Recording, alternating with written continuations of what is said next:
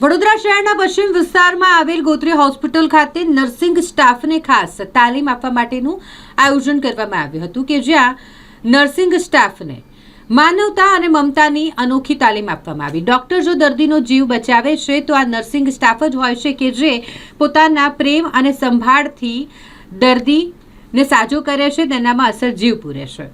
એવા નર્સિંગ સ્ટાફને ખાસ તાલીમની જરૂરિયાત હોય છે અને માટે ગોત્રી હોસ્પિટલ ખાતે નર્સિંગ સ્ટાફ માટેના તાલીમનું આયોજન કરવામાં આવ્યું હતું। ગોત્રી હોસ્પિટલ અને મેડિકલ કોલેજ ખાતે આજે આવો જ એક હૃદયસ્પર્શી તાલીમ કાર્યક્રમ યોજાયો, જેનો ઉદ્દેશ્ય માત્ર સારવાર જ નહીં પરંતુ સાચી સેવા પૂરી પાડવાનો હતો।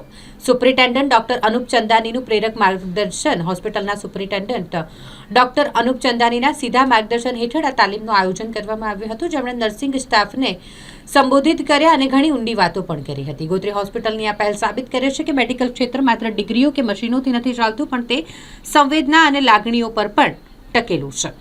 आज गवर्नमेंट ऑफ गुजरात तरफ थी 15,000 staff nurses soft skill training for staff nurses 7 जगह चालू करवामें आवी छे। टोटल 15,000 स्टाफ नर्सेस ने ट्रेंड करवाना है। ये सॉफ्ट स्किल तालीम जे छे ए 2 दिवसनी तालीम छे।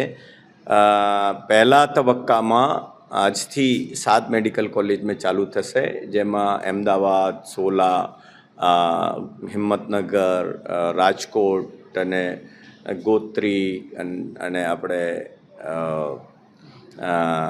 ગાંધીનગર એ બધી જગ્યાએ અને જીએમસી એસએચજી હોસ્પિટલ ત્યાં એક બેચમાં 25 બહેનોને 2 દિવસની તાલીમ છે। ત્યાં એમરી તરફથી તાલીમ આપવામાં આવી રહી છે। બિહેવિયર જેમાં એના વર્તન પ્રવર્તનમાં પેશન્ટને ક્વોલિટી સર્વિસીસ મળી શકે, આ લોકો વ્યવસ્થિત સારવાર લોકોને આપી શકે, માયાળુ એમના વ્યવહાર દર્દીઓ સાથે રહે, જેથી દર્દીઓ અહીંયાથી દવા લઈને સંતોષ થઈ શકે। આ એક એનો ખાસ હેતુ છે। અને આપના માધ્યમથી હું એ કહેવા માગું છું કે એ પહેલાં લગભગ 12,000 લોકોને ક્લાસ 4 અટેન્ડન્ટ, વોર્ડ બોય અને ચોકીદાર, કેસ રીડર્સ બધાને તાલીમ આપી છે। એ તાલીમ પૂરી કરી ચૂક્યા છીએ। આ બીજા તબક્કાની સ્ટાફ નર્સિસની તાલીમ છે।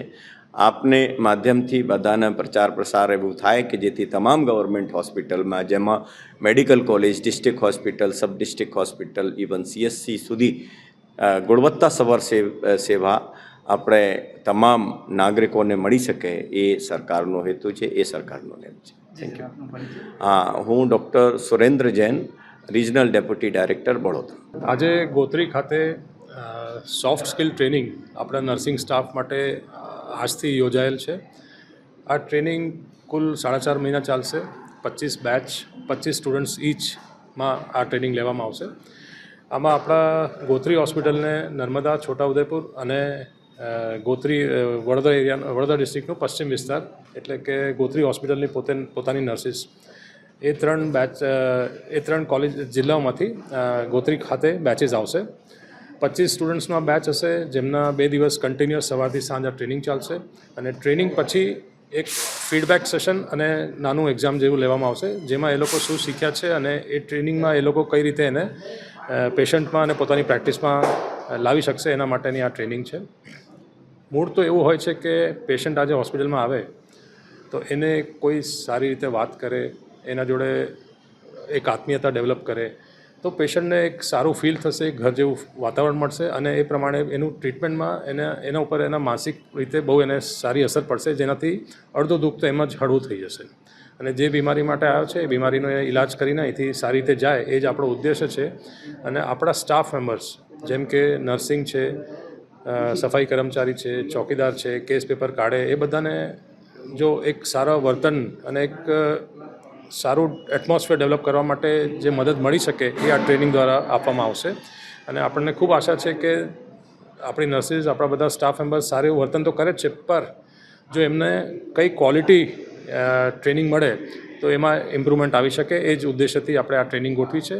અને હોપ કરું કે આ ગુજરાત સરકારનો બહુ સારો ઇનિશિયેટિવ છે, જેનાથી આપણા નર્સિંગ સ્ટાફ અને હોસ્પિટલના બધા તમામ કર્મચારીઓ જે પેશન્ટના ફર્સ્ટ કોન્ટેક્ટમાં આવતા હોય છે એ લોકોના ઉપર આની સારી અસર આવશે અને એના વર્તનમાં બી ઘણું ચેન્જ જોવા મળશે।